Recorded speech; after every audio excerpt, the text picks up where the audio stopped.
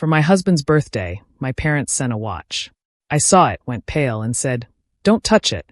Stick with me while I share my story. And if it touches you, don't forget to support our channel by hitting that subscribe button, dropping a like, and sharing it with the people you care about." My name is Claire.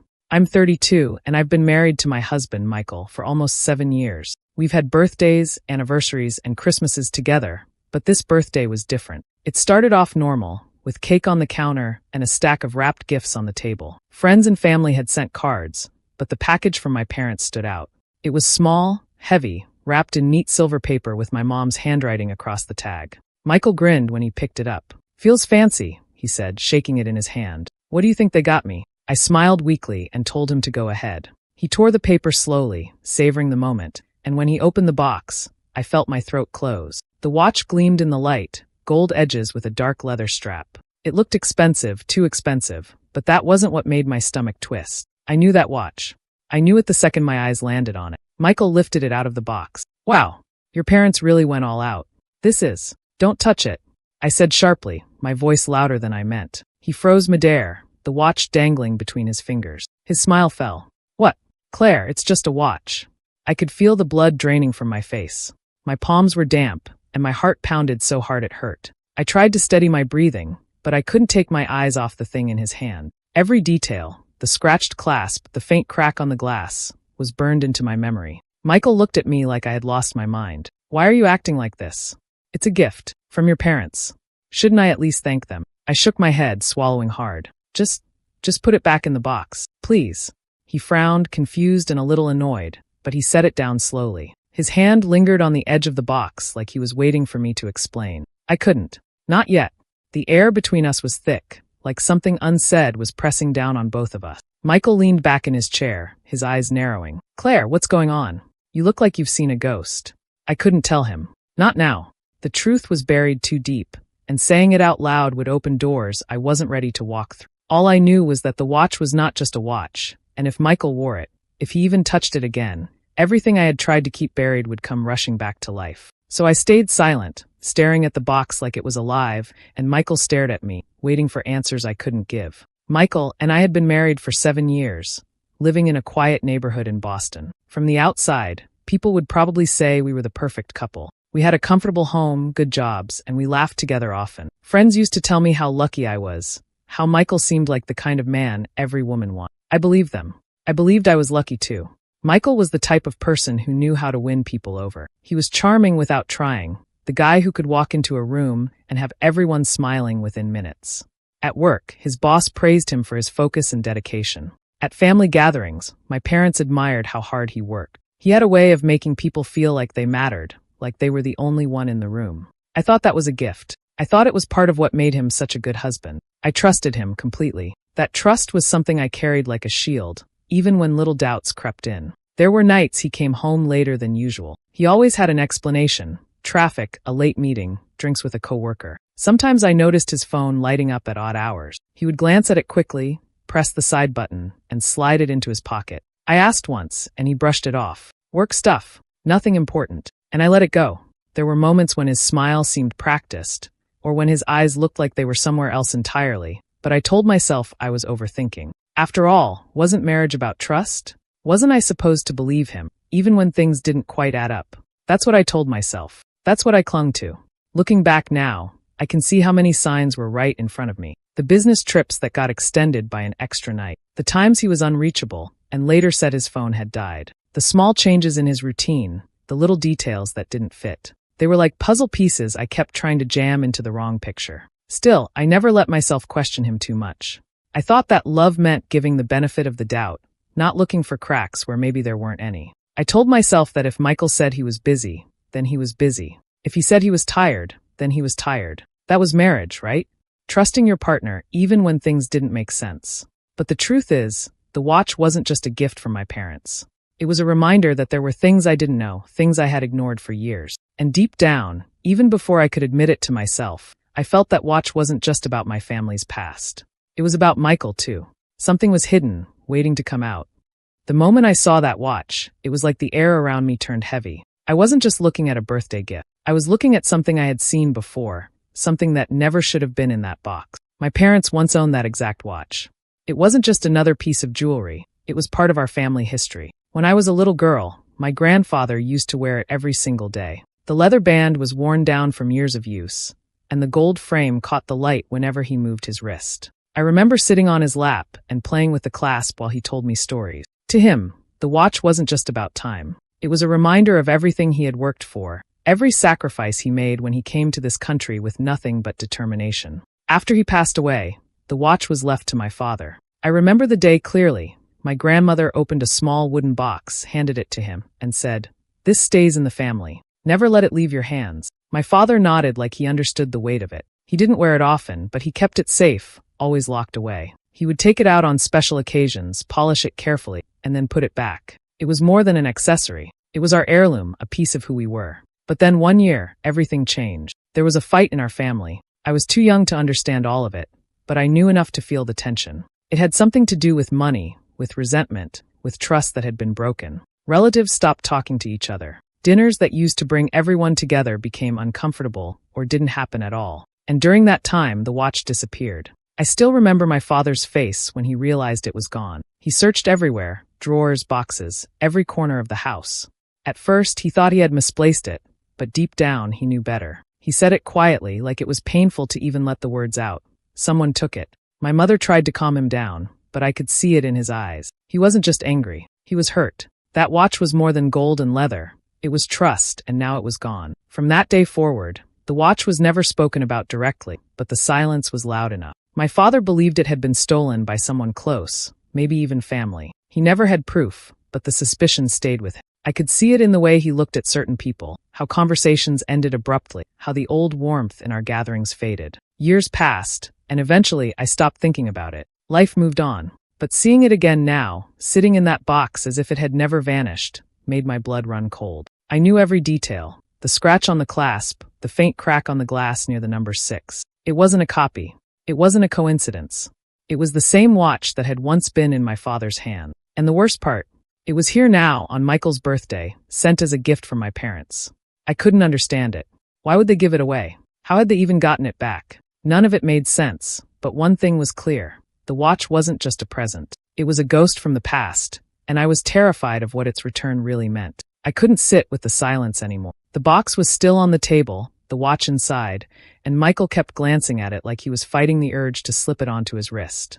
My stomach was in knots, and the words slipped out before I could stop them. "Do you know where that watch came from?" I asked. Michael looked up, eyebrows raised. "Your parents. You saw the tag. What kind of question is that?" I shook my head. "No, Michael. I mean before that. Do you know its history?" He tilted his head, confusion painted across his face. "Claire, it's a nice watch. That's all. Why are you acting like it's cursed or something?" The way he said it, so casual, made something twist inside me. I leaned forward. "Don't play dumb with me. You've seen it before, haven't you? You know exactly what it is." His jaw tightened for the briefest second. Then he gave a short laugh. "You're serious? You're acting like I'm part of some mystery here." "Claire, I don't know what you're talking about, but I didn't buy it." The laugh was forced, too quick, and I saw it, the flicker in his eyes. It was small, like a shadow passing, but it was there. He wasn't as clueless as he wanted me to believe. "Michael," I pressed, my voice sharper now, "don't lie to me. That watch was gone for years. Years. And suddenly it shows up here on your birthday? You expect me to believe that's just coincidence?" His smile vanished. He sat back in his chair, folding his arms across his chest. "So now what? You think I stole it? That I've been hiding some family secret from you all this time? I think you know more than you're saying," I shot back. His eyes narrowed, and the tension in the room thickened. I could hear the clock ticking on the wall, each second dragging longer than the last. "Claire," he said slowly, his tone edged with frustration. "It's just a watch. A gift. That's all. Why are you acting insane over something so small?" The word stung. Not because of what he said, but because of how he said it. Dismissive. Sharp. Like my fear was nothing more than hysteria. But I couldn't shake what I saw. That flicker. That moment when his mask slipped and his eyes told a different story. He leaned forward, pushing the box toward me. "If it bothers you so much, fine. Don't let me wear it. Put it back in the package. Send it back to your parents. But stop looking at me like I've committed some crime." I stared at him, my pulse racing. His voice was steady, but his hands betrayed him, fingers tapping the table, restless, like he was holding something back. I wanted to scream, to force the truth out of him, but instead I sat frozen, watching the man I thought I knew so well act like a stranger in my own home. And I couldn't decide what scared me more, his anger at my questions, or the secret I was certain he was hiding behind those flickering eyes. When Michael finally went upstairs to shower, I slipped into the kitchen and grabbed my phone. My hands shook as I dialed my parents' number. My mother answered on the second ring, her voice warm and casual, like nothing was wrong. "Hi, Mom," I said, trying to keep my voice steady. "I need to ask you something about the watch you sent Michael." There was a pause on the other end, just long enough to make my stomach tighten. "What about it, honey? Didn't he like it?" I lowered my voice, glancing toward the hallway to be sure Michael wasn't listening. "Where did you get it?" Another pause, this one heavier. "Why?" she asked carefully. "Please, Mom, just tell me the truth. Did you buy it? Did Dad?" Her voice softened, almost like she was afraid to answer. "We didn't buy it, Claire." My grip on the phone tightened. "Then how did you get it?" There was a faint sigh on the line. "It was sent back to us. Anonymously. A small box showed up at the house a few weeks ago. No name, no return address. Just the watch." I felt my breath catch. "You're serious? Someone just mailed it to you?" "Yes," she whispered. "At first, your father thought it was a mistake, but then we saw it. Every mark, every scratch. We knew it was ours. We knew it was the same one." I pressed my forehead against the cool wall, my chest heavy. "Why didn't you tell me this before sending it to Michael?" Mom hesitated again. "We thought it would be a kind gesture. You know how much your father has always admired Michael. When the note said what it did, we figured, well, maybe it was meant for him." My pulse hammered in my ears. "What note? What did it say?" Her answer was soft, but it hit me like a punch. It said, "He deserves this more than anyone." I shut my eyes, the words burning into me. "He deserves this. Not you, not Dad. Michael." "Mom, do you know who sent it? Do you have any idea?" "No, Claire. There was nothing else. Just the note. We didn't think it was dangerous, or we never would have sent it to you. We honestly thought we were doing something." I stayed quiet, gripping the phone so hard my knuckles hurt. My mother's voice was gentle, but my thoughts were racing. Someone out there had returned the watch, and they hadn't just chosen to send it back. They had chosen Michael. I mumbled something about needing to go, then hung up.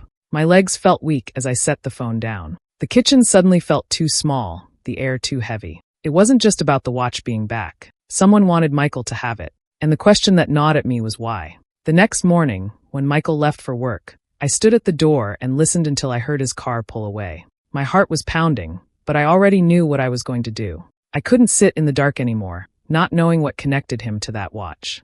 I walked straight into his office, the one room in the house he kept neatly locked away from me. He wasn't careless, but he trusted me enough not to snoop. Today, that trust didn't matter. I pulled open the top drawer of his desk.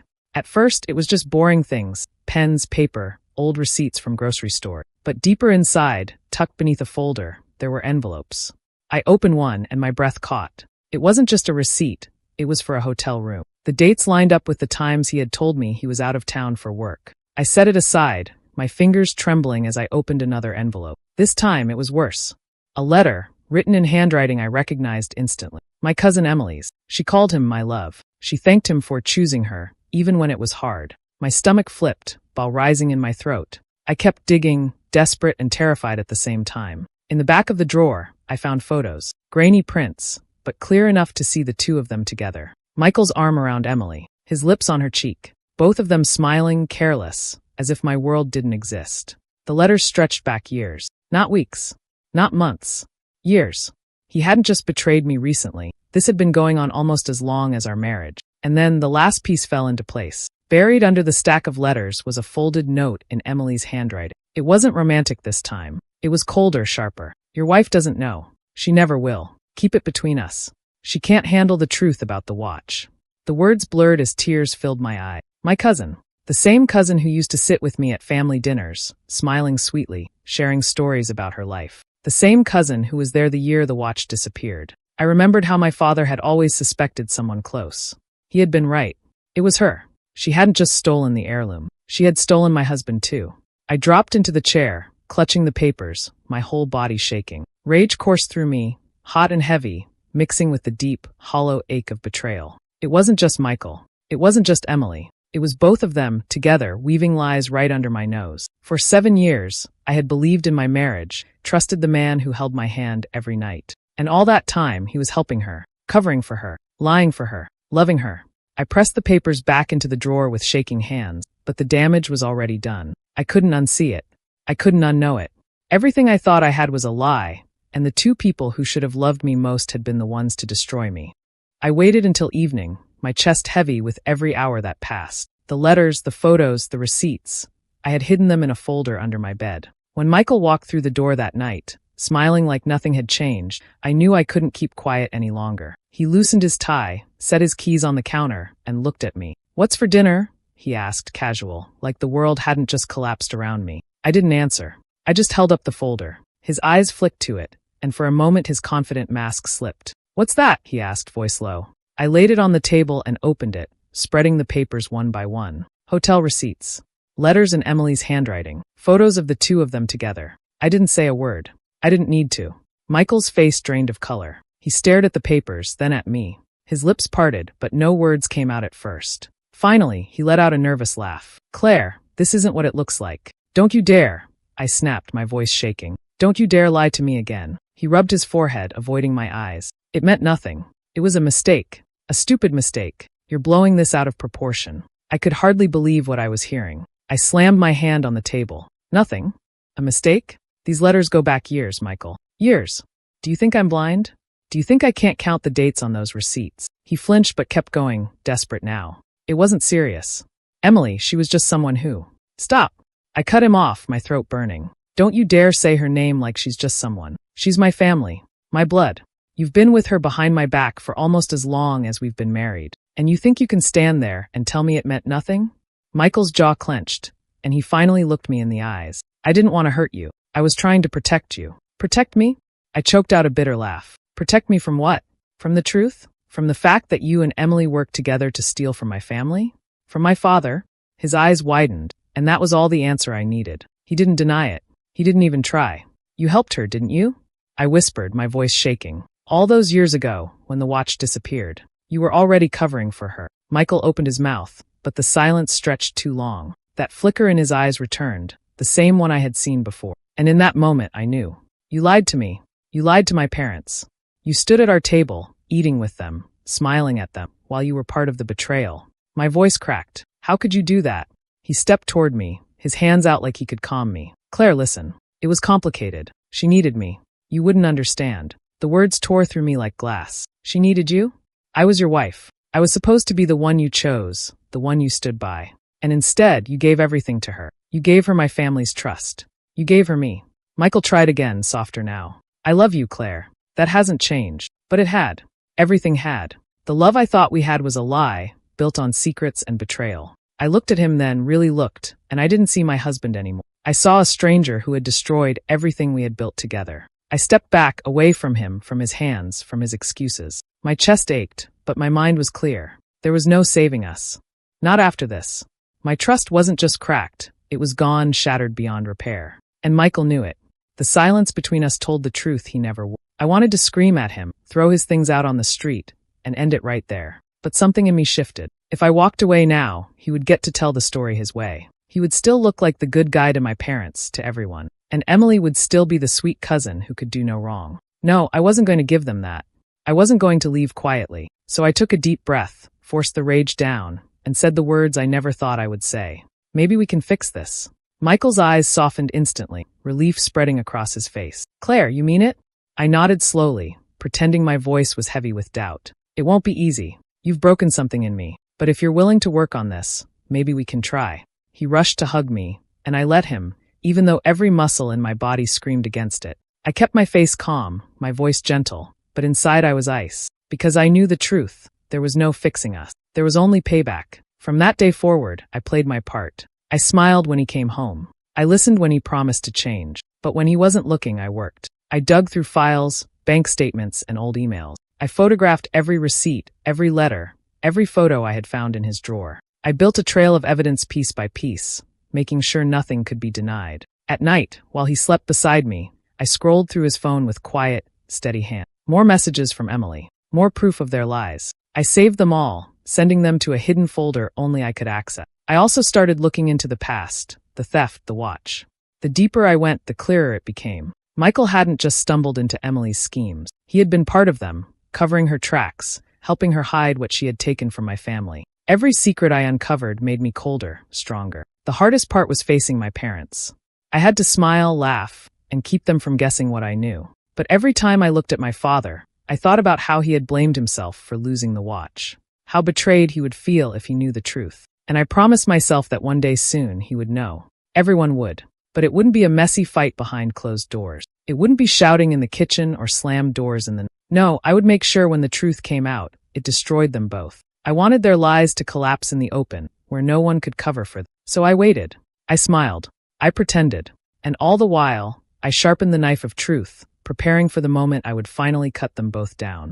The chance came on a Sunday evening when my parents invited everyone over for dinner. The house was full, relatives gathered around the long dining table, laughter echoing from the kitchen, glasses clinking. Emily was there too, sitting across from me with her perfect smile, pretending like she was part of the family she had stabbed in the back. Michael sat beside me, his hand resting on mine as though we were a united couple. He didn't know this was the night everything would unravel. When the plates were cleared and dessert was being passed, I stood up. My heart was steady. I reached into my bag and pulled out the watch, setting it on the table where everyone could see. The room quieted. My father looked at it, his face pale. "Do you all recognize this?" I asked, my voice calm. There were nods, whispers. My father whispered, "That's my father's watch."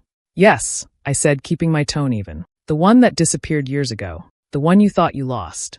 Michael shifted beside me. Emily's smile wavered, just for a second. "It didn't vanish by accident," I continued. "It was stolen. By someone in this very family. And for years, I believed it was gone forever. But then suddenly it came back. And when I started asking questions, I found the truth." My mother leaned forward. "Claire, what are you saying?"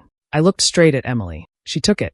The room went still. Emily's face drained of color. "That's a lie," she stammered. "Why would I?" I cut her off. "Because you had help. Michael's help." I turned to my husband, whose face had gone tight, his jaw locked. "The two of you weren't just sneaking around behind my back. You were covering for each other. You stole from my parents. You betrayed me. And you lied to everyone here for years."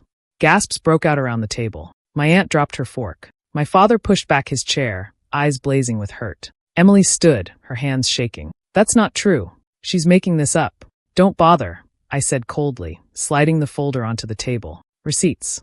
Letters. Photos. Proof of your affair, and proof of your theft. Every word, every lie, written in your own hand." The papers spilled out for all to see. My relatives leaned in, murmurs rising. Emily tried to snatch them, but my father slammed his hand down, his face red with anger. "Enough! You think you can steal from me and lie to my daughter?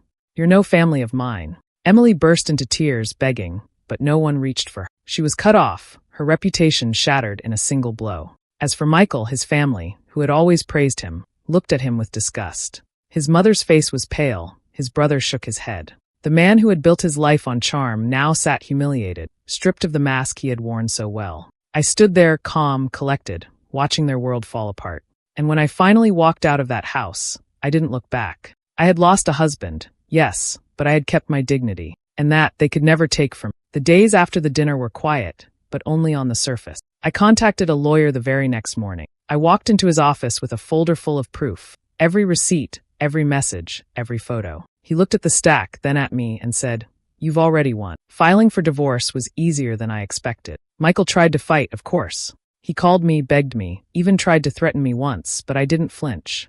Every time he opened his mouth, I had evidence to shut him down. His lawyer must have told him the same, because in the end, he gave up more than he wanted. The house, the savings, everything we had built together, split down the middle, and more of it landed in my hands than in his. His career, once so bright, started to crumble too. Word spread quickly in Boston. Clients didn't want to work with him. Friends stopped answering his calls. People he thought would always stand by him turned their backs, embarrassed to be tied to his name. The charm that had once made him untouchable no longer worked. He was left standing in the ruins of the life he had tried so hard to polish. As for Emily, she vanished for a while after that night. But eventually she tried reaching out, first with texts, then calls, then a letter that showed up in my mailbox. She wrote about how sorry she was, how she missed me, how she wanted to explain. I didn't read past the first line. I burned the letter in the sink and let the ashes wash away. She was gone to me. She always would be. I started over, piece by piece.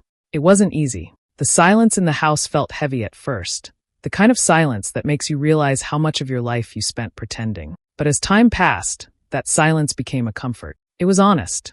It was mine.